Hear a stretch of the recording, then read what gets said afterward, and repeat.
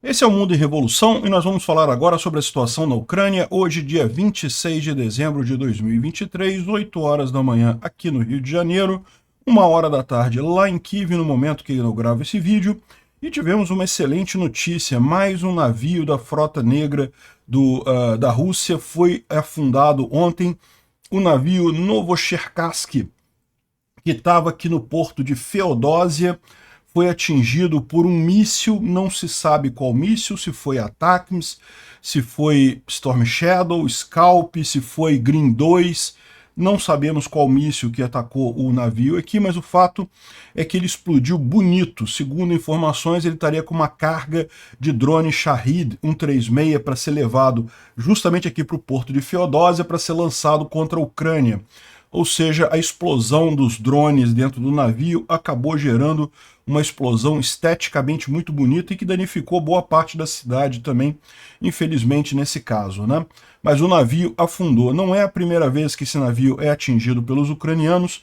Também houve um momento, logo no início da guerra, dia 24 de março de 2022, que ele estava aqui no porto de Berdiansk e também foi atingido ali, mas ali ele foi atingido, um outro navio foi atingido totalmente, ele só foi levemente danificado e agora foi afundado completamente. Lindo de ver isso daqui. Também a gente tem a informação de que houve um acidente, um avião caiu, um avião russo caiu aqui em Yeisk, nessa base aérea que tem aqui. Os russos têm uma grande base aérea de treinamento nessa área aqui, né? Isso aqui fica na Rússia propriamente dito, mas fica muito perto de Mariupol, então eu não sei, né? Assim, o mais provável é que tenha sido um acidente, já teve vários acidentes ali, como eu falei, é uma base de treinamento, por definição os pilotos não são ainda capacitados plenamente, então de vez em quando mesmo caem aviões aqui na região de Yeisk, né? Só que, vocês lembram, né? Foram 5 aviões derrubados na última semana, ou seja, será que os ucranianos derrubaram esse avião aqui, né? Vamos falar sobre isso. Com relação à linha de frente, a gente tem uma má notícia. A cidade de Marinka, eu já tinha avisado a vocês há uns 15 dias atrás, ela iria cair, não tinha mais por que os ucranianos defenderem Marinka, a cidade em si não existe mais, ela não é uma cidade tão crítica do ponto de vista estratégico, né? Qual que é a situação aqui? Vuhledar é muito mais crítica, por quê? Porque você repara, Vuhledar, depois de Vuhledar, não tem praticamente nada, tem um enorme vazio aqui. Se os russos tomassem Vuhledar, eles poderiam avançar muito rapidamente para cá. Do lado de cá, você pode alegar que eles tomando Marinka, eles podem avançar para cá também e dessa forma capturar essa região toda aqui, né, que seria o objetivo deles para proteger a cidade de Volnovakha. Só que o problema deles aqui é que você sai de Marinka, você tem Yerohivka, Maximilianivka, depois tem Kurakov, da mesma forma que em Novomihailivka também, é preocupante, a gente não quer perder Novomihailivka, evidentemente. Mas se os russos tomarem aqui, depois tem Konstantinivka, tem Katerinivka, Antonivka, ou seja, os russos não conseguiriam avançar muito aqui, né? Aqui em Marinka, por exemplo, eles tomaram Marinka, é verdade, parece que as últimas posições defensivas ucranianas aqui foram abandonadas pelos ucranianos ontem, então tomaram Marinka, mas não vai mudar grandes coisas aqui, né? E vale lembrar que essa linha vermelha aqui, ó, é a linha do armistício de 2015, ou seja, os russos levaram 1 ano e 9 meses para avançar isso daqui nessa região aqui. Realmente um fracasso completo e com enormes perdas para eles, né? Bom, no restante da linha de frente não teve nenhuma grande mudança. A gente vai falar um pouco também sobre a grande revolta lá em Belgrado, na Sérvia. Está tendo uma revolução Maidan lá. Vai dar certo, não vai dar certo? A gente não sabe.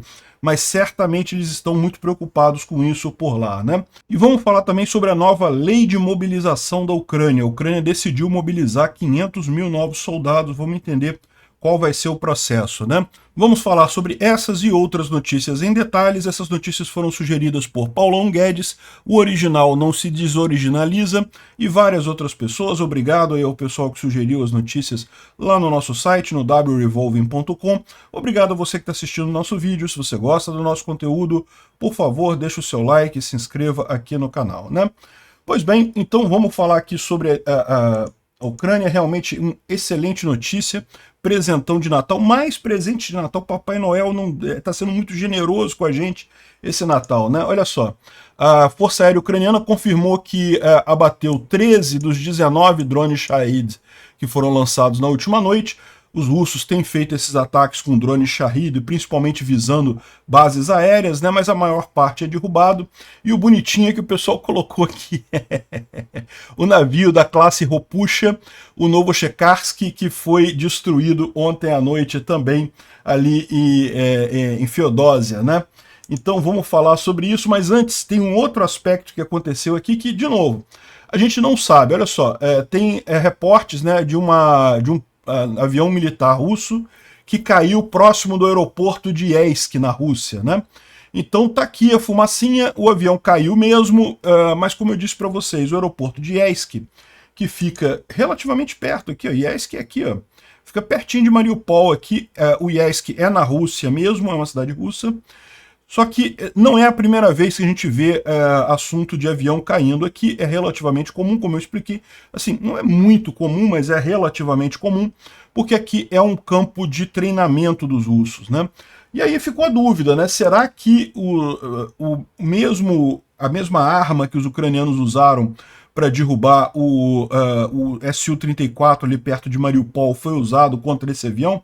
Não vamos saber, né? Dá para ver aqui que realmente é pertinho aqui de Mariupol.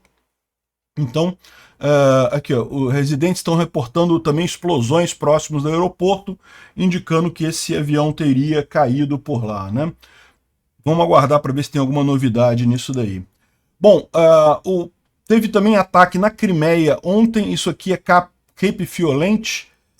Esse cabo aqui na Crimeia, bem no sul aqui, ó. Aqui, ó, Cape Fiolente. É bem aqui perto de Sevastopol. Houve uma grande explosão ali, uma coisa pegando fogo, os ucranianos fizeram um ataque. Lembra que nos últimos dias a gente estava falando, os ucranianos estão preparando alguma coisa, porque eles atingiram vários radares, vários sistemas de defesa aérea e coisa e tal. É possível que isso daqui foi parte do ataque que resultou no afundamento do Novochekarsk, né? Eu não sei, talvez tenha atingido algum radar aqui, alguma outra coisa, ou talvez tenha sido um alvo para disfarçar, né? Para trazer a preocupação dos russos para Sevastopol, enquanto na verdade os ucranianos queriam atingir Feodósia, né? A gente viu aí nos últimos dias que os ucranianos atingiram radares em Alushta, em Chornomorsk, então estava na cara que eles iam fazer algum ataque aqui na Crimeia, né? E a resposta veio hoje, com um ataque aqui em Feodósia com o navio Novochekarsk, né? Mas esse ataque aqui em Cape Fiolente foi antes, tá? Foi antes do ataque ao navio lá em Feodósia. Por quê? Isso aqui ou foi uma distração ou foi algum outro alvo que eles estavam buscando nessa região ali, né? Bom, aqui tem a imagem, tá vendo aqui, ó, Feodósia, Crimeia, o porto atingido, o pessoal falando de um monte de explosões e coisa e tal, e dá para ver nessa foto aqui, ó, até o perfil do navio que foi atingido aqui. Olha aqui, ó. Esse aqui, ó, é o Novochekarsk. É um navio bem grande, tá? Um navio grandão mesmo. E a gente vai ver umas fotos dele aí mais antigas e coisa e tal. Feodósia, como vocês sabem, é justamente esse porto aqui, né? Essa região aqui, o porto de Feodósia é esse porto aqui. E o navio estava nesse porto, provavelmente descarregando o drone Shahid 136, como a gente viu. E foi atingido, aqui dá para ver aqui o perfil dele. Tem mais imagens aqui, tem um monte de imagem disso daqui. Olha só a explosão enorme que teve aqui.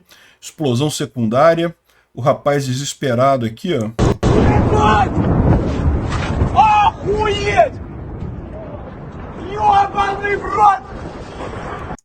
Pois é, olha só, muita explosão mesmo. Tem um outro vídeo aqui que mostra a explosão aqui, a explosão secundária que enorme que teve lá no navio, que significa que ele estava carregando coisas muito explosivas, né?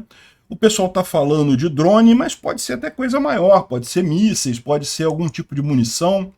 Olha a explosão enorme que teve no navio, e certamente tinha algum explosivo ali, tinha munição, tinha alguma coisa ali para explodir desse tamanho.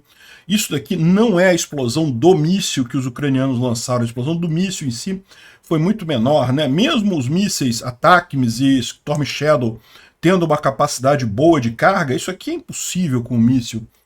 É porque já tinha explosivo lá, né? O pessoal apavorado aqui com a explosão enorme que teve por lá. Olha só, na estação de trem de Feodósia, as janelas aqui, olha só, foi tudo jogado, tudo quebrado.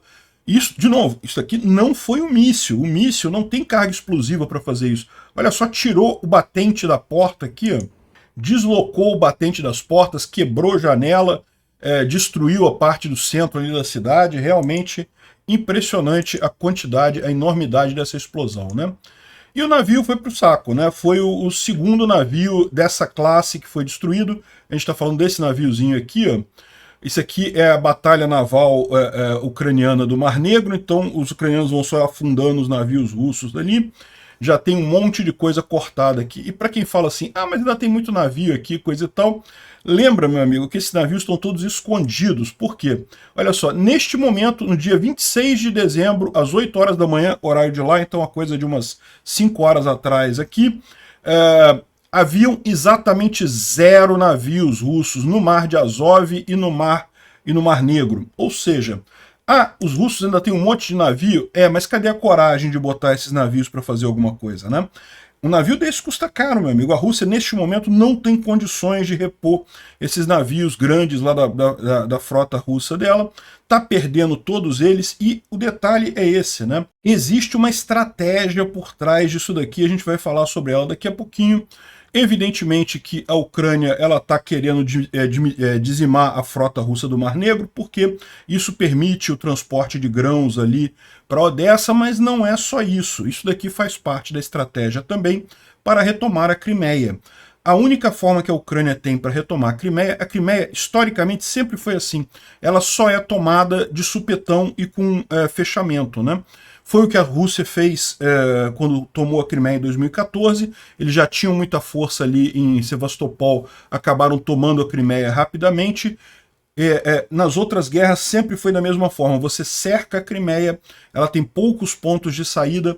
Imagina a seguinte situação, a Rússia não tem mais grandes navios para levar munição para a Crimeia, os ucranianos destroem a ponte da Crimeia, chegam ali na parte de cima da península aqui, ó, em Kherson, fecham isso daqui, fecham aqui, destroem a ponte da Crimeia e beleza, tem um monte de gente de militar russo aqui na Crimeia.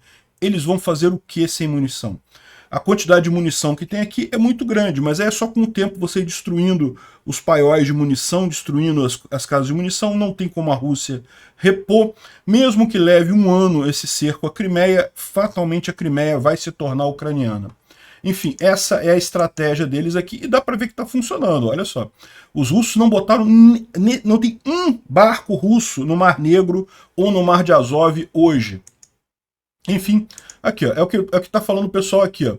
Olhem, se a gente olhar para essa situação com os ataques lá das Forças Armadas ucranianas em grandes navios militares ali, o inimigo, esse aqui é um russo falando evidentemente, o inimigo está sistematicamente destruindo nossos grandes navios que além de fazer tarefas logísticas, também são uma reserva no caso de quebra da ponte da Crimeia.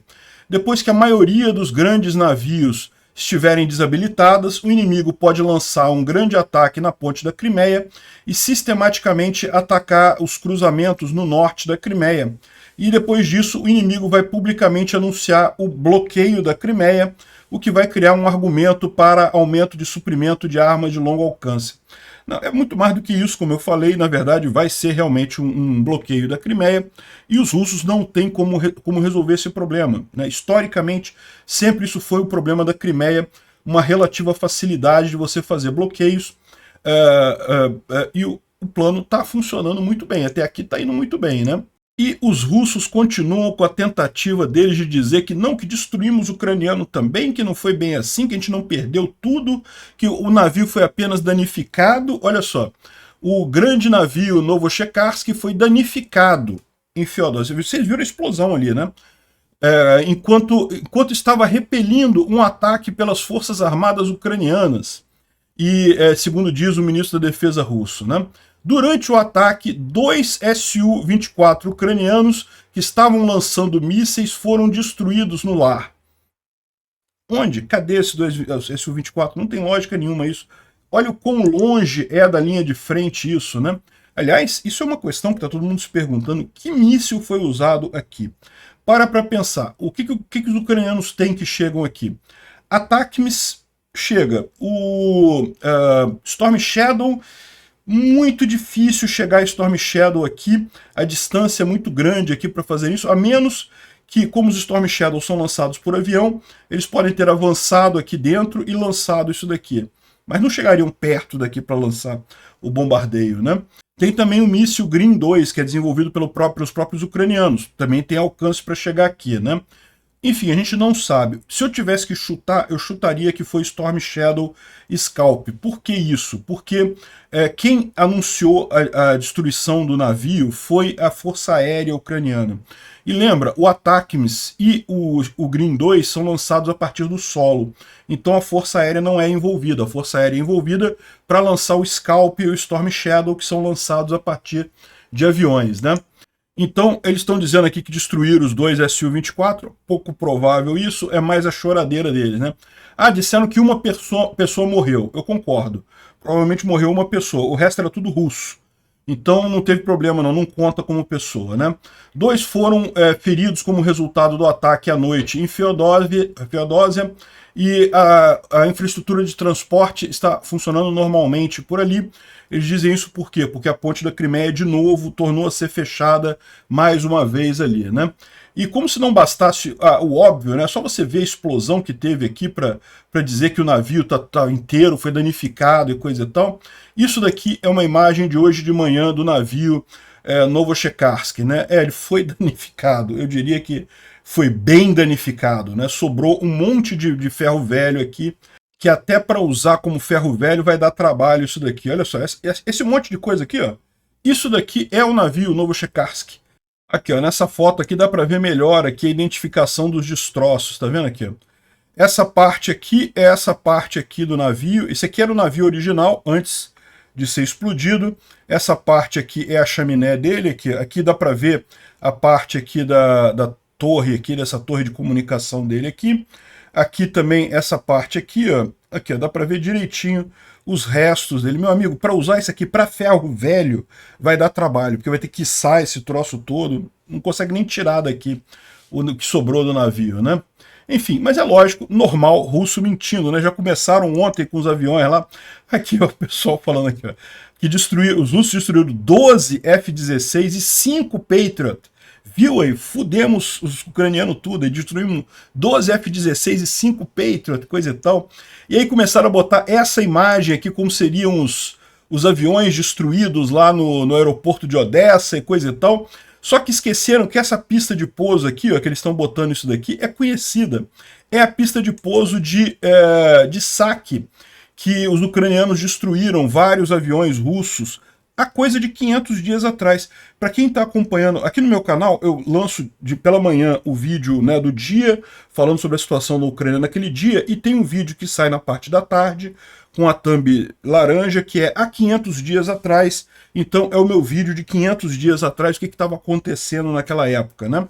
E justamente o que estava acontecendo naquela época, 500 dias atrás, era o ataque ucraniano à base de saque na Crimeia. A base de saque fica nesse canto aqui, ó. Essa basezinha aqui na Crimeia. Os ucranianos destruíram um monte de aviões russos ali. E essa daqui é a foto que a gente tem da base aérea de saque depois que os aviões russos foram tirados pelos russos.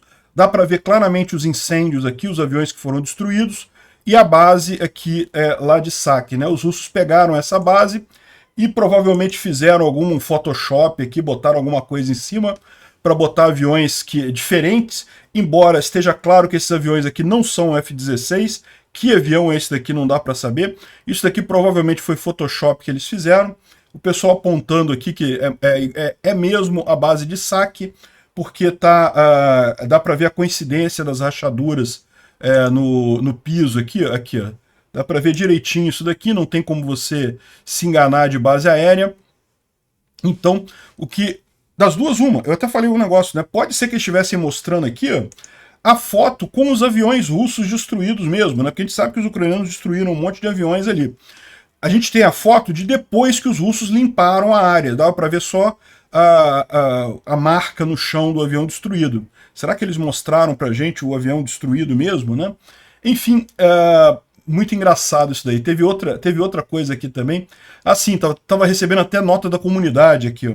O cara mostrou aqui que teve a nota da comunidade que os aviões destruídos nessa foto têm canards ou asas que mudam de direção, e o F-16 não tem esse tipo de coisa. Então não faz sentido isso aqui ser foto de F-16. Também colocaram essa imagem aqui como sendo imagem do F-16 ucraniano destruído ontem, né?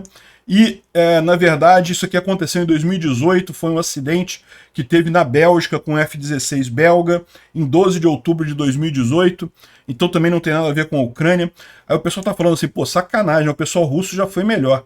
Pegar uma imagem da primeira página, se você procurar de F-16 destruído no Google, a primeira imagem que aparece da primeira página você usar, pô, o pessoal já foi melhor antes, cara, para fazer propaganda. Pô, pelo menos vai para a segunda página, para a terceira página, né, para usar uma imagem um pouco mais, um pouco menos óbvia, né? Enfim, é muito engraçado os russos nisso daí, né? Bom, então mais uma noite trágica, possivelmente mais um avião destruído pelos ucranianos, talvez 6 aviões russos destruídos aí na última semana pelos ucranianos, com o que exatamente a gente não sabe. Eu vou falar para vocês, os F-16 não chegaram ainda, então nem pode ter sido por F-16, mas alguma arma os ucranianos usaram aqui, inclusive aqui em Mariupol, para derrubar o avião por aqui, né? E o navio, mais um navio da frota do Mar Negro que é destruído pelos russos, né? Bom, além disso, teve também explosões muito sérias em Berdiansk, hoje, né? A primeira explosão aconteceu algumas horas atrás e não se sabem, os ocupantes lá, os russos, estão ficando silenciosos sobre o que foi explodido ali em Berdiansk. Berdiansk é esse porto aqui, próximo de Mariupol aqui, é uma cidade ucraniana que está atualmente ocupada pelos russos, né? Lembrando que o Novocherkassk foi esse navio aqui, ó, que está saindo do porto de Berdiansk lá em 24 de março de 2022, quando teve o primeiro grande ataque ucraniano com mísseis na região ocupada pelos russos, né? Esse outro navio aqui foi totalmente destruído e o Novocherkassk é esse daqui que está saindo fugindo. Ele foi atingido também, né? Teve danos também, mas foram danos pequenos nesse bombardeio anterior lá em Berdiansk, né? Escapou daqui e agora foi destruído lá em Feodósia. Excelente notícia isso, né? E uma outra informação, essa informação saiu agora, então só para a gente complementar o assunto, de acordo com relatórios, 87 russos foram mortos nessa grande explosão. Por isso que o cara falou que era uma pessoa só, entendeu? Deve ser uma pessoa e 86 russos, e aí, né, não conta mesmo como pessoa. Realmente uma explosão desse tamanho. Lembra, o navio estava descarregando drones. Drones ou munição. Se ele estava descarregando, tinha gente lá trabalhando nele, né? Provavelmente os marinheiros que foram destruídos aqui nessa explosão. Excelente notícia. Bom, falando sobre a linha de frente, ali em Krink, a aviação russa ali na região está totalmente invisível, os russos não estão fazendo mais ataques aéreos por ali, ficaram com medo do Patriot, e agora também diminuíram o número de assaltos por terra, justamente porque não tem mais o apoio aéreo, né? Então essa é a informação aqui, ó. O céu sobre Krink está nas mãos do inimigo, no caso aqui é o russo falando que os ucranianos estão dominando o céu. Com a ajuda de repetidores, o inimigo mantém um grande número de drones e bombardeios no ar e lançam artilharias em nossa margem, né? As condições de operação da nossa comunicação entre os russos deixam a desejar, e isso faz com que a interação entre as unidades das Forças Armadas fiquem ineficientes, né? Muitos já falaram sobre isso, muitas vezes. Ontem nossa aviação na área não existiu, não houve aviação na área. E os blindados continuaram a não funcionar. O inimigo usa drones em massa para destruir nossos veículos blindados. Ontem teve uso em massa também de foguetes na cabeça de ponte, que continua sendo um incidente isolado. Ou seja, que ele está querendo dizer que pelo menos os ucranianos não estão fazendo em outros lugares, é só em Krink mesmo. Ao mesmo tempo, o número de nossos assaltos lá diminuiu, o que é um ponto de satisfação, uma vez que isso salva a vida de paraquedistas e marines, né? Em geral, a situação na área está parada, ninguém avança. Mas tudo bem, está parada porque os ucranianos realmente não têm interesse em avançar ali. Quando eles forem avançar, a história vai ser diferente, né? O pessoal está falando também sobre táticas novas que os ucranianos estão usando de emboscada com drones. Aqui, ó, em adição, é importante avisar aos soldados sobre novas técnicas de emboscada dos ucranianos usando drones. Colegas da linha de contato me avisaram. Em essência, com a ajuda de drones, eles colocam minas antipessoais disfarçadas em arbustos ou lixo ou qualquer lugar, né?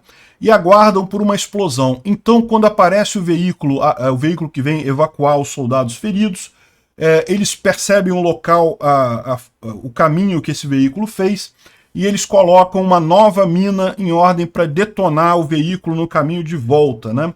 E assim a mina é invisível, os soldados estão achando que a estrada está limpa, nosso sistema de guerra eletrônica não vai ajudar, e com isso os ucranianos conseguem destruir mais russos ainda nessa situação, né? Assim, eles foram capazes de recentemente fazer emboscadas em grupos, um total de algumas dúzias de 300. 300 são feridos, né? Embora alguns deles sejam ferimentos leves, mas ainda assim, como uma contramedida, leve em consideração que a estrada, mesmo que você acabou de chegar por ela, pode estar minada e a evacuação precisa proceder com equipamento de guerra eletrônica a bordo, né? Ou seja, não sei se isso vai ser eficiente não, mas boa medida, né? Os ucranianos continuam destruindo os russos que estão ali tentando chegar na cidade de Krink. A cidade de Krink está totalmente destruída nessa altura, mas de qualquer forma continuam destruindo ali os russos que estão tentando avançar ali em Krink, né? Nenhuma mudança ali. Agora, em Robotny, esses rapazes de Moscou aqui se renderam voluntariamente, né? Ou seja, um monte de russos se rendendo voluntariamente, exatamente porque ninguém quer morrer, né? O que a gente falou no vídeo de ontem, com essas táticas russas de ataque de carne, que a chance da pessoa morrer é enorme, né? Soldado, isso funciona durante um tempo, mas as tropas não querem morrer não, meu amigo. O soldado não quer morrer não. Então, rapidamente isso começa a gerar um efeito reverso, né? Olha só, mais e mais russos estão simulando ataques e se rendendo em grupos. Segundo o Alexander Stupun, que é o porta-voz das Forças Armadas da região de Tavria, na direção de Tavria. A direção de Tavria é justamente aqui em Avdiivka, essa região aqui. Ele está dizendo justamente que deve ser notado que grupos inteiros de russos começam a se render. Uma das razões pelas quais o inimigo faz isso é que a atitude inumana do comando, né? Se eles se recusarem a irem para o ataque, os oficiais atiram neles ou matam eles. Aqui está dizendo, ó, os oficiais tiram a roupa deles no inverno e colocam eles em poços frios e batem neles e ameaçam atirar, né? Então os soldados preferem simular um ataque e quando chega perto da linha de frente se rendem para os ucranianos, né? Pelo menos vão sobreviver. Realmente é capaz de serem mais bem tratados como prisioneiros de guerra na Ucrânia do que lá no exército russo, né? Bom, a notícia ruim do dia ficou por conta de Marinka. Já era previsível, a gente já tinha falado aqui há uns 15 dias que os ucranianos tinham telegrafado que não iriam segurar Marinka, que só vão manter a linha de frente em posições em que o atrito está dando um grande ganho para os ucranianos, que eles conseguem matar muitos russos sem expor os próprios ucranianos a risco. Como Marinka já estava quase totalmente tomada, era muito claro que isso significava que eles iriam deixar para lá a Marinka, né? Como eu falei para vocês, não é uma coisa muito crítica. Algumas informações preliminares dizem que os russos começaram o ataque a Erohivka, mas não tem nada confirmado ainda, né? E esse é o problema, que Marinka é aqui, né? Lembrando dessa região aqui, qual que é o grande ponto russo aqui? É proteger Volnovakha. Volnovakha é essa cidade que fica aqui na área ocupada pelos russos, que é um grande hub. Dá para ver aqui, ó, passa estrada, passa linha de ferro, trem, passa um monte de coisa aqui, rio, tem tudo aqui em Volnovakha, né? Então, os russos querem usar essa cidade como um hub logístico, só que eles não conseguem. Por quê? Porque a linha de frente está muito próxima, então os ucranianos de tempos em tempos lançam os obuses, lançam uma munição aqui em Volnovakha, e com isso os russos não se sentem confortáveis de usar essa cidade. Eles gostariam de avançar a linha de frente aqui, ó, cortando esse pedaço ucraniano aqui. Eles tentaram muito por Vuhledar. Vuhledar é muito estratégica. Por quê? Depois de Vuhledar não tem nada, é campo aberto. Então se os ucranianos cederem Vuhledar, se os russos conseguissem tomar Vuhledar, eles iriam avançar até aqui em cima, já conseguiriam boa parte do que eles planejam aqui de limpar essa área aqui para proteger Monovan. Só que eles nunca conseguiram tomar Vuhledar, né? E já morreram inúmeros batalhões russos ali. Aí, o que resta para os russos? Resta Novomikhailivka e resta Marinka, que seria outra alternativa, avançar por aqui e também limpar essa área aqui. Só que, repara, aqui, ao contrário de Vuhledar, que praticamente não tem nenhuma outra cidade aqui, aqui é uma cadeiazinha de cidades aqui. Então, o que acontece? Eles tomaram Novomikhailivka, eles estão tentando atacar, mas não conseguiram tomar ainda. Marinka, estão tentando atacar, estão tentando tomar desde 2015, na verdade, né? E agora conseguiram, depois de muito tempo, muita luta, muito russo morto, conseguiram tomar Marinka. Beleza, isso aqui não faz diferença nenhuma para Volnovakha. Eles teriam que tomar também Ierohivka, Maximilianivka e chegar aqui em Kurakov. Aí sim eles começariam a proteger Volnovakha, porque eles colocariam esses ucranianos aqui num caldeirão. Os ucranianos talvez tivessem que retroceder, né? Mas está muito longe disso, né? Levaram 1 ano e 9 meses para tomar Marinka agora, depois de 2022. A gente pode imaginar que Ierohivka vai levar pelo menos um outro tanto desse, então estrategicamente não faz diferença Marinka, né? Os ucranianos estavam lutando aqui, enquanto eles conseguiam matar muitos russos. Depois que não matam mais os russos, ou que a razão de russo morto para ucraniano morto fica parecida, o pessoal abandona e estão fazendo o correto, é isso mesmo. Isso tudo aqui vai ser liberado depois na contraofensiva ucraniana, né? Bom, o Poulet Volant fez as cartas dele aqui também, e a única novidade é exatamente aqui em Marinka, o último quarteirão de casas aqui que estava ainda controlado pelos ucranianos, acabou sendo retomado pelos russos, né?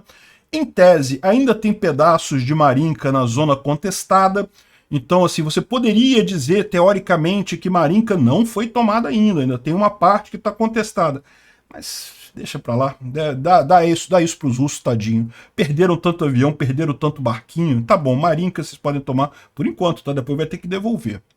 A gente tem a informação de que esse rapaz aqui, o Anton Krasovsky, ele foi envenenado na Rússia. Ele é um propagandista russo, ele é conhecido por, em um programa no ano passado, ter falado que era para afogar crianças ucranianas em rios e jogar as crianças para se afogarem, coisa que tal.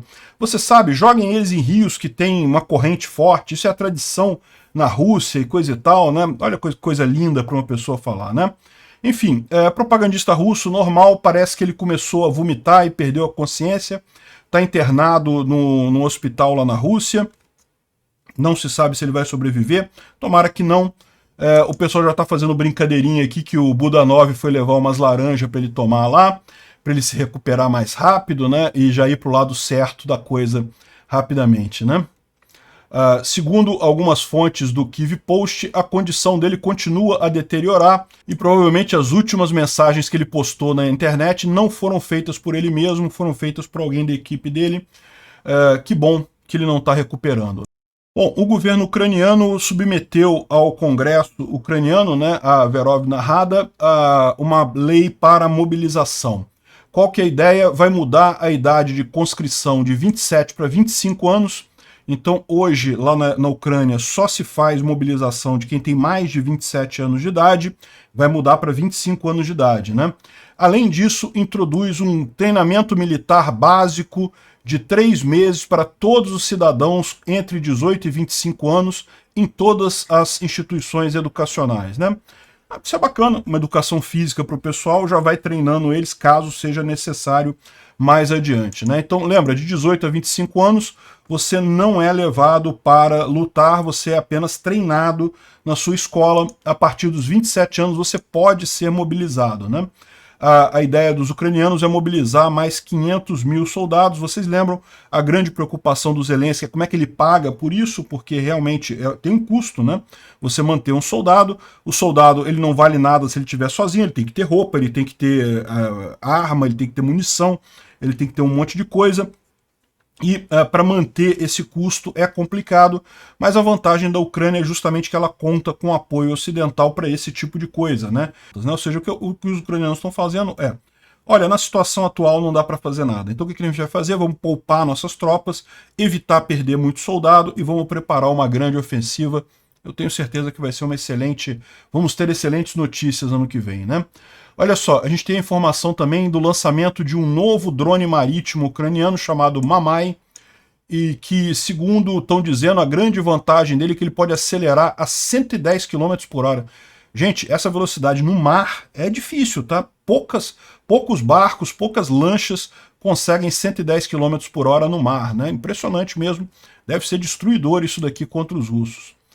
Isso daqui tá circulando um monte de vídeo de F-16, o pessoal mostrando o que o F-16 pode fazer, não pode fazer e coisa e tal, que é um jato fantástico, né? E a grande dúvida de todo mundo é: chegou os F-16 ou não chegou, né? E ontem chegou a circular esse vídeo aqui, ó. Eu vou tirar o som para não dar problema de copyright, mas vocês estão vendo aqui um rapaz com uma jaqueta militar ucraniana e acendendo as luzes ali e mostrando um hangar blindado com, evidentemente, um F-16 ali dentro, né? E muito bacana e coisa e tal, mas isso daqui é propaganda da jaqueta, tá?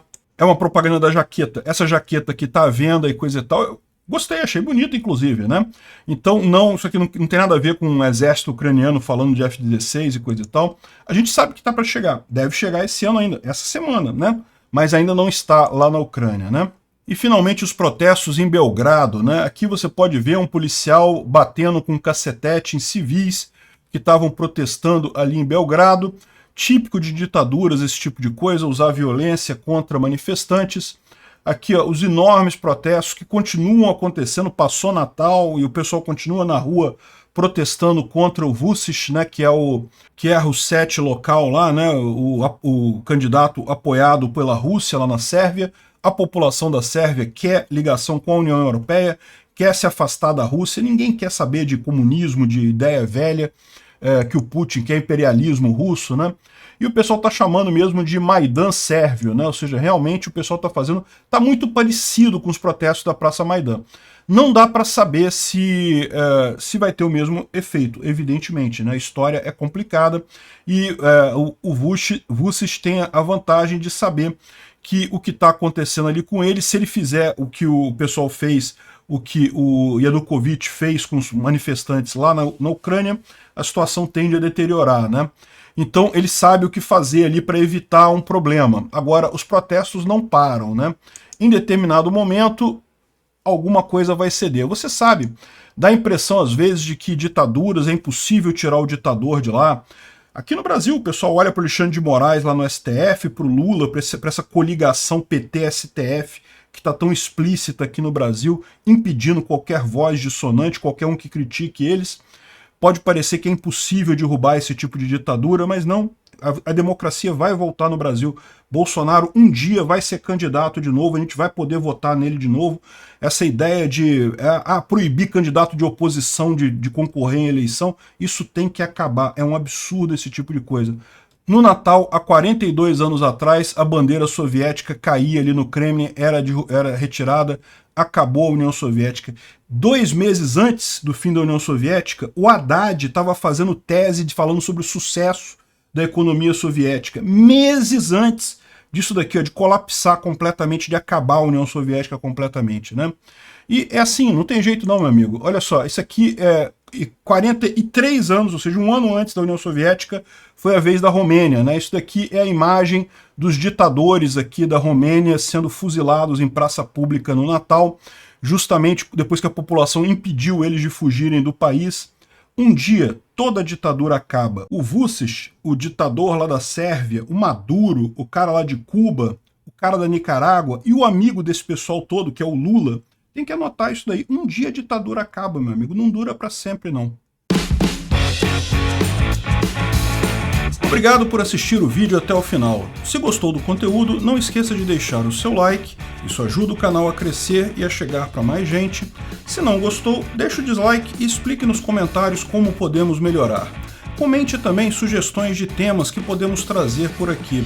Comentários insultuosos ou defendendo ditaduras e criminosos de guerra serão sumariamente bloqueados. Agradeço a compreensão. Se ainda não é inscrito no canal, considere se inscrever clicando no botão inscrever-se abaixo e marcando a campainha para todos os avisos. Se quiser ajudar o canal, veja no nosso site como você pode fazer isso.